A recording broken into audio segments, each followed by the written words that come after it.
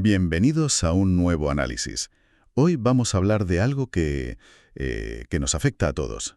Casi todo lo que leemos en los titulares sobre salud, ya sabes, que si el vino es bueno, que si el café malo. Que si el estrés causa úlceras. Exacto. Todo eso viene de un tipo de ciencia que en realidad no puede probar una relación de causa y efecto. Y la pregunta es cómo es posible. Claro, ¿cómo investigan los científicos cuando no pueden hacer experimentos de laboratorio? Justo. ¿Cómo lo haces cuando las variables no se pueden manipular, ya sea por ética o porque, bueno, es simplemente imposible?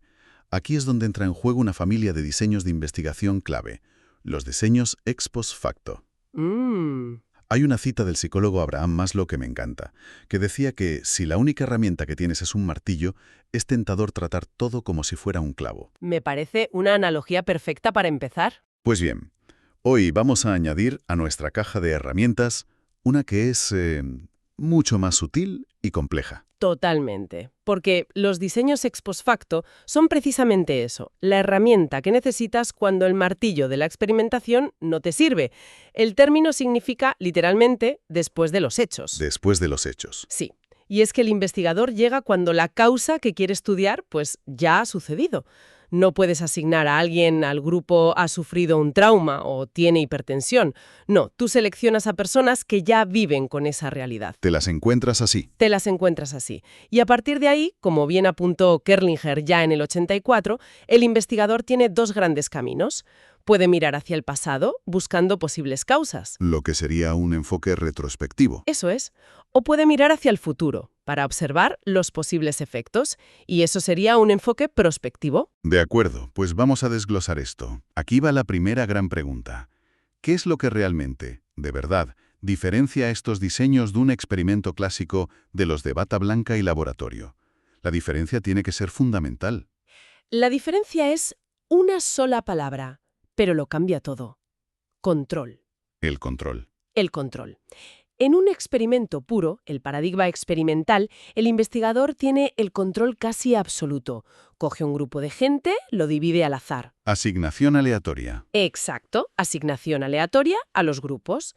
Y así se asegura, en teoría, de que la única diferencia importante entre los grupos es la manipulación de la variable independiente. O sea, lo que él o ella está cambiando. Justo, pero en la investigación ex post facto, nada eso. No hay asignación aleatoria. El investigador selecciona a los participantes porque ya presentan ciertos valores. Los grupos ya están hechos. O sea, que en un experimento tú creas los grupos. Y aquí te los encuentras tal cual en la naturaleza, ¿no? No te equivocas en absoluto. Es la distinción clave. Imagina que queremos estudiar los efectos de la nicotina. Vale. En un experimento cogeríamos a, no sé, 100 no fumadores. Los dividimos al azar en 4 grupos. Y a cada grupo le damos un chicle con una dosis diferente de nicotina. 0, 1, 3 o 4 miligramos. Ahí estamos manipulando la variable independiente, que es la cantidad de nicotina. De acuerdo, lo controlamos todo. Pero en un enfoque ex post facto haríamos algo totalmente distinto. Saldríamos a la calle y buscaríamos 4 grupos de personas que ya existen, no fumadores, gente que fuma menos de 10 cigarros al día, otros entre 10 y 20 y grandes fumadores. La variable, el consumo de nicotina, es una característica que ya traen de casa. Y la consecuencia más importante de esa falta de manipulación, de esa falta de control, es... La consecuencia es la regla de oro de esta metodología, y es que no se pueden establecer relaciones causales. Nunca. Jamás. Solo podemos hablar de hipótesis relacionales, no causales. Podemos decir que dos cosas parecen ir de la mano, pero no que una causa la otra. Como decían Hernández y compañía en 2007, el investigador no tiene control sobre las variables porque, sencillamente, ya sucedieron. Hablamos de variables como la edad, el sexo, la inteligencia. Esas son las organísmicas. O también pueden ser de la historia vital de la persona, haber vivido una catástrofe, el sistema educativo que recibió, cosas que no podemos cambiar, vale. Y aquí es donde se pone muy interesante. Si no se puede probar causalidad, ¿cómo se asegura la validez de la relación que se encuentra? ¿Cómo se controlan todas las otras variables que podrían estar influyendo y llevándonos a conclusiones equivocadas? Esa es la pregunta del millón, claro. Y los investigadores tienen varias técnicas para intentar limpiar ese ruido. Alvarado, en el año 2000, señaló 3 procedimientos principales. A ver, El primero es el más intuitivo, el emparejamiento de los participantes. emparejarlos. O sea, hacer que los grupos se parezcan lo máximo posible. Exacto. Si vas a estudiar la relación entre depresión, que es tu variable independiente, y el absentismo laboral, la dependiente, pues intentas que para cada persona con depresión en un grupo haya una persona sin depresión en el otro grupo que tenga un nivel de estudio similar, un nivel de ansiedad parecido, etc. Se llama análisis de covarianza o ANCOVA. Eso ya suena más complejo. Pero la idea es sencilla. Se hace a posteriori, o sea, después de recoger los datos. Te permite eliminar matemáticamente la influencia de una variable extraña, que llamamos covariable, sobre la variable dependiente. Ah, o sea, es como un filtro digital. Muy buena analogía. Es un filtro estadístico, siempre y cuando hayas medido esa variable extraña, ¿claro? ¿Y la tercera técnica? La tercera es la introducción de variables relacionadas con la variable dependiente. En vez de medir un solo efecto, mides varios. Por ejemplo. Pues en el caso del absentismo, además de contar los días que faltan al trabajo, podrías medir también su satisfacción laboral. Si encuentras una relación entre la depresión y el absentismo, pero no entre la depresión y la satisfacción, pues eso fortalece la interpretación de la primera relación, la hace más específica. Entendido. Tienes herramientas para limpiar el desorden. Pero volvamos a los tipos de diseños. Has dicho que se podían organizar. ¿Cómo? Pues hay una primera gran división. Por un lado, el diseño de grupo único, que también llamamos correlacionales, y por otro, el diseño de comparación de grupos. Vale. Y dentro de la comparación de grupos, usamos ese criterio temporal del que hablábamos, los retrospectivos y los prospectivos. Empecemos por el más sencillo, supongo, el de grupo único. Perfecto. El diseño de grupo único, o correlacional. El objetivo aquí es simple. Evaluar el grado en que varias variables se relacionan entre sí, en una única muestra. Una sola muestra. Una sola muestra. Como señalan Atto, López y Benavente en 2013, la característica clave es esa, una única muestra, y mides 2 o más variables en cada participante. Esto tiene 2 finalidades principales. ¿Cuáles? La primera es la finalidad relacional. Se usa mucho cuando un problema es complejo o se conoce poco. Simplemente calculas correlaciones. Pero ojo, aquí hay un riesgo enorme. La correlación espuria. Exacto. La correlación espuria, cuando la relación que encuentras entre 2 variables se debe, en realidad, a una tercera que no estás viendo. Como el ejemplo de los helados y los ahogamientos. Justo, o un caso real muy famoso fue el de la terapia de reemplazo hormonal. Se encontró una correlación positiva con la reducción del riesgo cardiovascular en mujeres. Pero, como señaló Luke en 2016, se debía a una tercera variable. Las mujeres que tomaban esa terapia pertenecían a grupos socioeconómicos más altos con hábitos de vida mucho más saludables. Y era eso lo que las protegía. Vaya. ¿Y la segunda finalidad? La finalidad predictiva. Esto se usa cuando ya hay más conocimiento del problema. Aquí buscas una función matemática que relaciona una variable, la predictora, con otra, el criterio. O sea, intentas predecir algo. Exacto. Con el análisis de regresión lineal simple usas una variable para predecir otra. Con el múltiple usas varias. Por ejemplo, un estudio de González y Londoño de 2017 sobre el consumo de marihuana en adolescentes identificó varias variables predictoras, personales, sociales, ambientales, para pronosticar el consumo, que era la variable criterio. Entiendo. Y una ventaja de estos diseños correlacionales, supongo, es que puedes medir muchas cosas a la vez. Muchísimas. Y como señalan León y Montero en 2015, al usar muestras grandes suelen tener una mayor validez externa. Se parecen más al mundo real. Muy bien. Pasemos entonces a los diseños de comparación de grupos. ¿Qué significa exactamente retrospectivo? Retrospectivo, como decíamos, es mirar hacia atrás. El investigador forma los grupos según los valores de la variable dependiente, del efecto, y busca hacia atrás en el tiempo posibles variables independientes, posibles causas. Como un detective en la escena del crimen. Es la metáfora perfecta. El diseño más básico es el diseño retrospectivo simple. Aquí seleccionas un solo grupo que ya posee un valor de la variable dependiente. Por ejemplo, un grupo de inmigrantes o de personas con cáncer. ¿Y miras su pasado? Y buscas características comunes, posibles variables independientes, que hayan ocurrido antes. Un estudio de Proteroz y su equipo de 1999 es un buen ejemplo.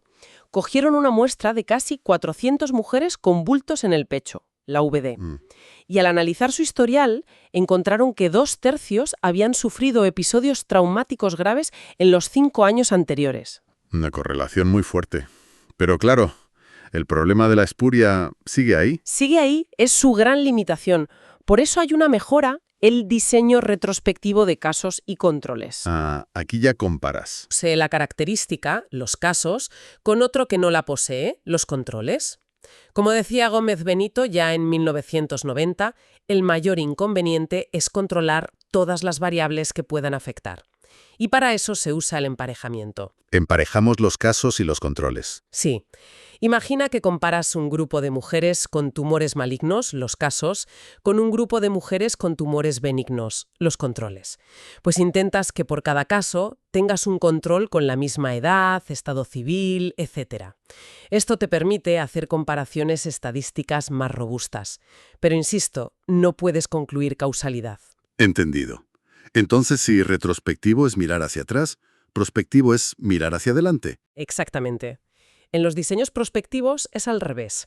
Seleccionas a los participantes por poseer determinados valores de la variable independiente, de la posible causa, y luego mides sus consecuencias en el futuro, la variable dependiente. Dame un ejemplo. El diseño prospectivo simple. Una sola variable independiente. Formas al menos 2 grupos.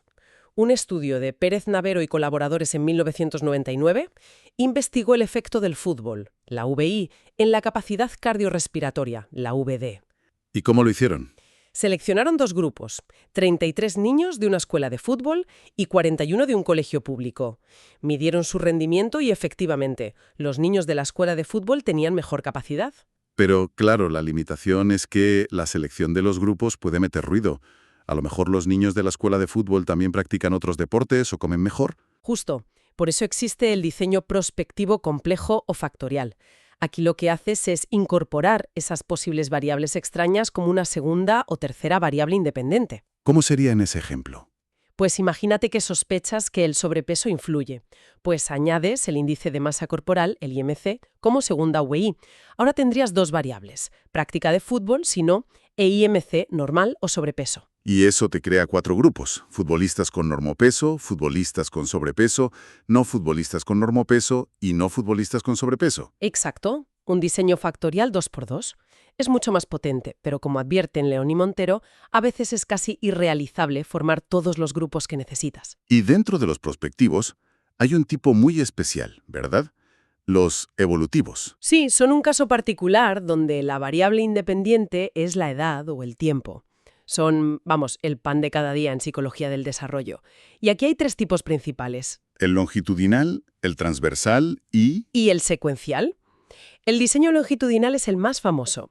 Obtienes datos de la misma muestra de personas en diferentes momentos a lo largo del tiempo. Sigues a la misma gente durante años. Eso es. La gran ventaja, como decía Salkind en el 98, es que los participantes actúan como sus propios controles y no sufres del efecto de cohorte. Pero la desventaja es obvia. Es carísimo, larguísimo, la gente se cansa y abandona el estudio. Y además puede haber efectos históricos. Imagina que estás estudiando el desarrollo del estrés y a mitad de estudio estalla una pandemia mundial, te contamina todos los resultados. Claro. ¿Y la alternativa rápida? La alternativa rápida y barata es el diseño transversal. Aquí recoges datos en un solo momento a muestras de participantes de diferentes edades. O sea, en vez de seguir a un grupo 20 años, hoy coges a gente de 20, de 30 y de 40. Correcto. Un ejemplo es el estudio de Clemente y su equipo del año 2000. Estudiaron la relación entre edad y satisfacción personal en 3 grupos, de 18 a 25, de 26 a 40 y de 41 a 65 años. Usaron un inventario, por cierto, desarrollado por el propio Clemente en el 97. La ventaja es la rapidez, pero la desventaja es... El efecto de cohorte es la gran amenaza. Las diferencias que encuentras pueden deberse a la generación, a la cohorte, y no a la edad. Por haber vivido épocas distintas. Exacto.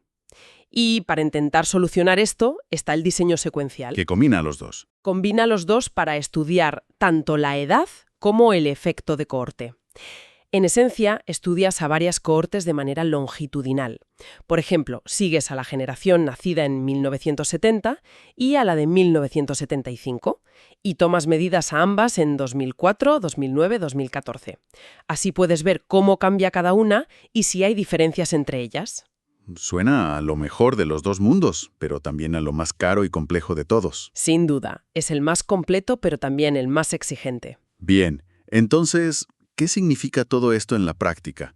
¿Dónde vemos estos diseños en el mundo real, en nuestro día a día? Estudiar funciones cerebrales seleccionando pacientes con lesiones específicas. En educación, para ver qué variables se relacionan con el rendimiento, como el autoconcepto o el ambiente familiar. En clínica, para establecer categorías diagnósticas.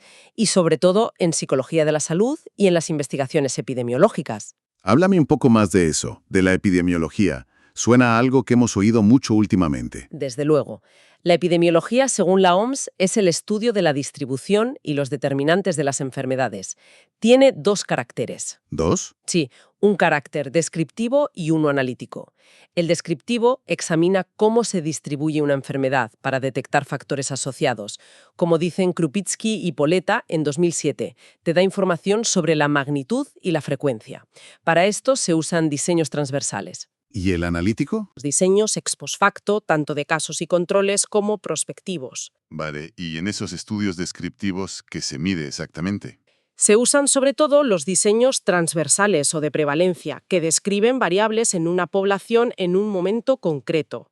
Y aquí hay dos medidas que son clave. Dímelas. La prevalencia, que es la proporción de casos totales nuevos y antiguos en una población en un momento dado. O sea, el número de casos totales dividido por la población total. Una foto fija. Una foto fija. Y luego está la incidencia, que es la proporción de casos nuevos en una población durante un periodo.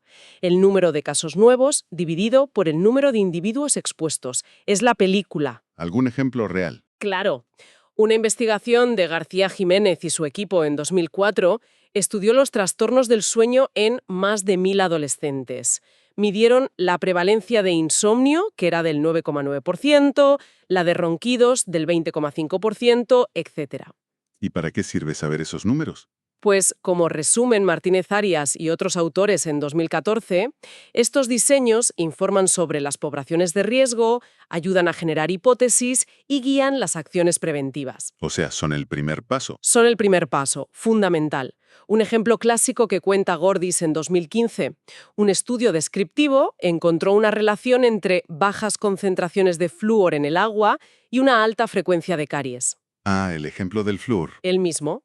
Esa pista, esa correlación, sugirió una medida preventiva y dio pie a muchísimas más investigaciones. Pues para ir cerrando, hagamos balance. Empezamos preguntándonos cómo sabemos las cosas cuando no podemos experimentar. Y la respuesta parece ser que es un trabajo de detective, lleno de pistas, callejones sin salida y conclusiones siempre provisionales. Esa es la idea central. Los diseños ex post facto son una herramienta esencial para entender el mundo tal y como es. Su gran poder es que nos permiten estudiar la vida en su contexto natural, con toda su complejidad. Pero Su gran limitación, y esto hay que grabárselo a fuego, es que nos dan pistas, nos dan correlaciones, no nos dan certezas causales. A través de todas estas estrategias que hemos visto, retrospectivas, prospectivas, emparejamiento, el ANCOVA, los investigadores intentan que esas pistas sean lo más fiables posible. así que es una ciencia de la sospecha, más que de la certeza absoluta. Me gusta mucho esa definición y me lleva a una reflexión final, si me permites. Por supuesto. Teniendo en cuenta que muchísimos consejos de salud pública sobre dieta, estilo de vida, factores de riesgo, provienen de estos estudios ex post facto que no pueden probar causalidad sino solo correlación, la pregunta es, ¿qué nivel de evidencia deberíamos exigir antes de implementar políticas que afectan a millones de personas? Una pregunta muy provocadora para terminar. Y sin duda, algo en lo que pensar.